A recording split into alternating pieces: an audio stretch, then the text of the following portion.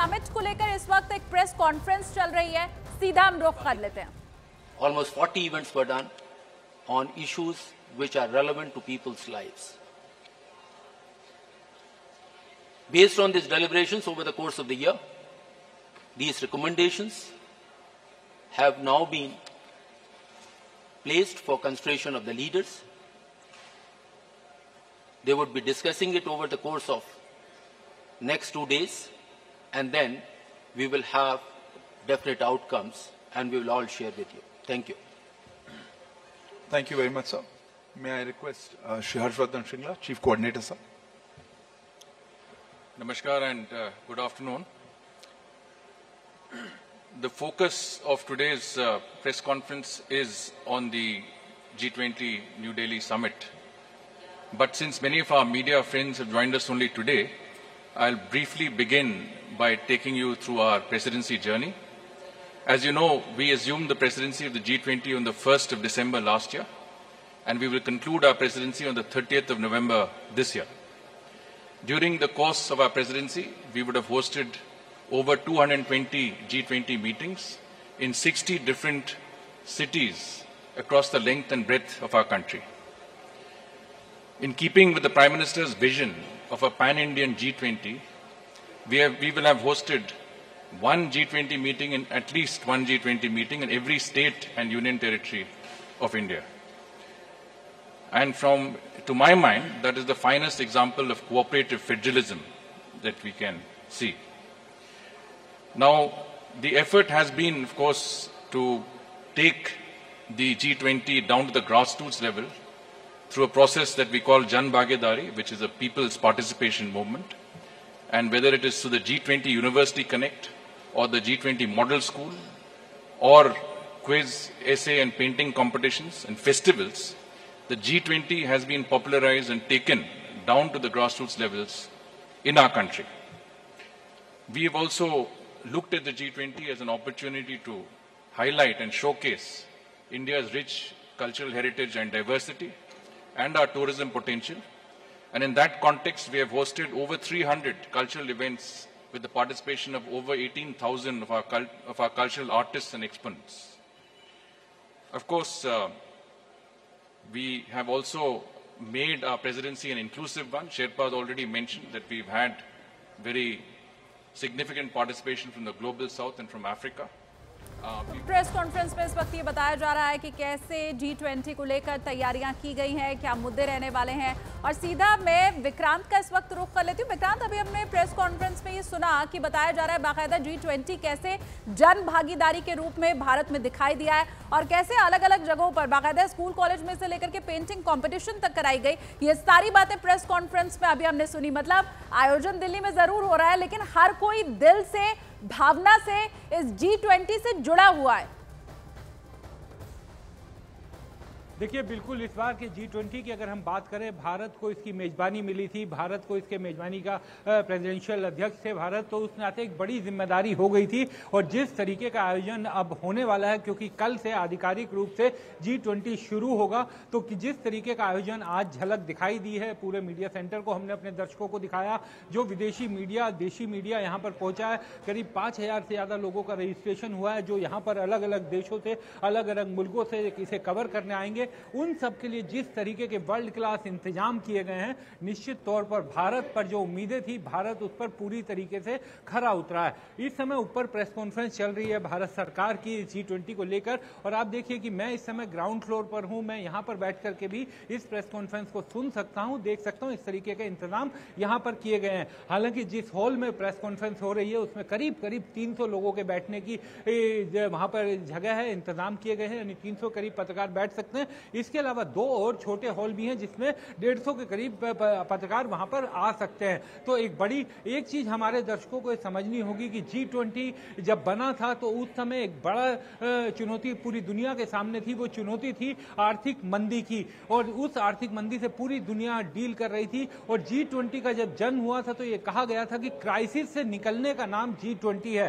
दुनिया की 2/3 आबादी इन्हीं G20 मुल्कों में रहती है। दुनिया की 85% गिरती जीडीपी इन्हीं जो G20 के देश हैं यहां से निकलकर सामने आती है। तो ये कह सकते हैं कि G20 बहुत ही महत्वपूर्ण संगठन हो जाता है। और ऐसे में जब भारत के में इसकी मेजबानी आई थी तो भारत के लिए एक बड़ी चुनौती ये थी कि कोरोना से अभी देश दुनिया बाहर निकली, और कोरोना में जिस तरीके से भारत ने दुनिया को लीड किया, भारत लीड लेते हुए दिखाई दिया।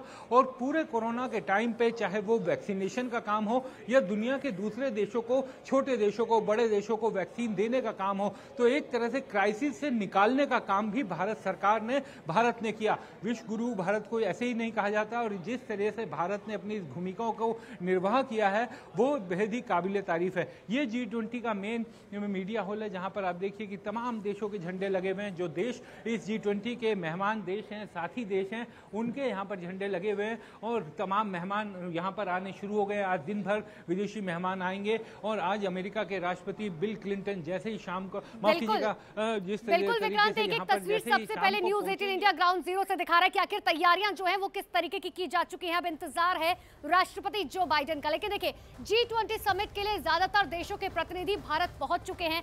समिट के लिए राजधानी दिल्ली पूरी तरह से तैयार है। समिट के वेन्यू भारत मंडपम में वर्ल्ड लीडर्स को भारत का इतिहास, लोकतांत्रिक परंपरा के साथ साथ डिजिटल ग्रोथ दिखाई जाएगी। और इसके लिए बकायदा भारत मंडपम के रिसेप्शन के पास एक प्रदर्शनी लगाई गई है। इसमें AI जैसी हाई एंड टेक्नोलॉजी इस्तेमाल की गई है। देखिए, एक और चीज जो मैं आपको दिखाना चाहूंगा कि गीता, भारत को ज्ञान गीता ने दिया था, और गीता ने किस तरीके से पूरी दुनिया के लिए ज्ञान है ये भी जानने की कोशिश करते हैं। तो ये गीता की गाइडेंस इसके जरिए, मशीन के जरिए कैसे मिलेगी सर? गीता में सभी सूक्तियां हैं, और गीता हम जानते हैं हमारा सबसे बढ़िया ग्रंथ है, और तमाम भारतीय गीता से प्रेरणा लेते हैं, प्रभावित होते हैं, और जब भी कोई समस्या आती है गीता में उसका समाधान ढूंढने जाते हैं। तो गीता जो ऐप है आस्क गीता, इस पे आप जाकर के अपना नाम, कोई भी आदमी कर सकता है, इसे डाउनलोड करना पड़ेगा, कैसे करना पड़ेगा? ये जाके इसमें अभी तो हमने आपको उपयोग के लिए दिखाया, इसमें जाकर के आप ये करिए। अब इसमें तमाम सवाल हैं, चाहे तो आप इन सवालों में से किसी सवाल को पूछ सकते हो, या फिर आप अपने वॉइस के माध्यम से सवाल पूछिएगा, उसका जवाब आ जाएगा। तो जैसे हमने मान लीजिए पूछा कि जैसे ये प्रश्न है कि अगर मैंने ये क्वेश्चन किया कि despite all my efforts I face failure, how can I overcome such pressure, कि मैं बहुत प्रयास करता हूँ बट मुझे असफलता ही हाथ मिलती है, मैं कैसे उस तनाव को कर पाऊँ। तो ये मैंने मान लीजिए सवाल सेलेक्ट किया, तो आस्क गीता जो है इसका उत्तर ढूंढ रहा है, और इसका उत्तर ढूंढ करके आपको इस प्रश्न का उत्तर दे देगा। देखिए क्या कहते हैं, ये श्लोक दे दिया किससे इसका उत्तर आ रहा है, और फिर ये कह रहा है Shri Krishna says that humans have to perform their prescribed duties no matter what result they may get. You have authority to control your deeds and your duties, but you cannot control the outcome of your deeds. So perform your actions for the sake of your duties without getting attached to them. If you give up the pride of the doership, success or failure will not affect your mind. Thus you can remain indifferent to success and failure. इसका जो हमारा बहुत famous श्लोक है, कर्मण्यवादी का करस्तु माँ फलेषु कदाचन माँ कर्म फले हेतु भूर्मा ते सड़को स्वज कर्मणि। तो ये बेसिकली कहता है कि हमें कर्म करना चाहिए, और कर्म का जो फल होगा उसकी ज्यादा चिंता नहीं करनी चाहिए, और जब हम ऐसा करेंगे तो सफलता असफलता के कोई मायने नहीं रहेगी, और हम अपने जीवन में तनाव से मुक्ति पा पाएंगे। तो सर ने दिखाया कि किस तरीके से गीता पर उन्होंने अपना सवाल देखा, लेकिन चूंकि मैं भी कोशिश करूंगा कि इसमें मैं अपना नाम डालकर भी एक बार कोशिश करूं, गीता में क्या मैं जानना चाहता हूं उससे पहले मुझे अपना नाम डालना पड़ेगा।